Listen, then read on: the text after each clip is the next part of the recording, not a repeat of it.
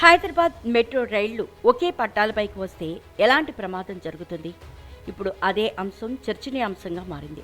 ఇటీవల జరిగిన ఘటనలో 2 రైళ్లు ఒకే పట్టాలపైకి వచ్చిన ఓ వీడియో సోషల్ మీడియాలో వైరల్ అవుతోంది. ఇదే కనుక జరిగితే మెట్రో ప్రయాణం నిజంగా సురక్షితమేనా అనే అనుమానాలు వ్యక్తమవుతున్నాయి. ఒకవేళ అలా వచ్చిన సందర్భంలో 2 రైళ్లు ఢీకొనే అవకాశం ఉంటుందా? ఢీకొడితే ఏ మేరకు ప్రమాదం జరుగుతుంది?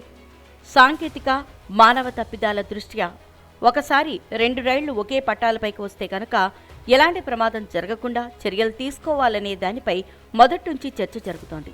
ఈ క్రమంలో దేశంలోనే తొలిసారిగా సిబిటిసి టెక్నాలజీని మెట్రో సంస్థ వినియోగంలోకి తీసుకొచ్చింది.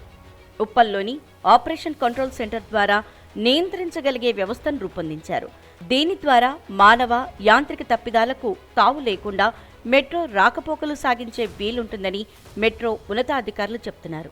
ఒకవేళ 2 రైళ్లు ఒకే పట్టాలపైకి వచ్చినా కనీసం 30 మీటర్ల దూరంలోనే ఆటోమేటిక్గా నిలిచిపోయేలా దీనికోసం దేశంలోని తొలిసారిగా కమ్యూనికేషన్ బేస్డ్ ట్రైన్ కంట్రోల్ సిబిటిసి విధానాన్ని వినియోగించినట్లు చెప్తున్నారు. ఈ వ్యవస్థ ద్వారా ఎలాంటి ప్రమాదం ఉండదని, ఢీకొనేందుకు అవకాశమే ఉండదని మెట్రో వర్గాలు చెప్తున్నాయి. పీక్ అవర్స్ లో తక్కువ సమయంలోనే 2-3 రైళ్లు ఒకే పట్టాలపైకొచ్చే సందర్భాల్ని దృష్టిలో పెట్టుకుని మెట్రో రైల్ టెక్నాలజీ వాడకాన్ని చేపట్టిందన్నారు.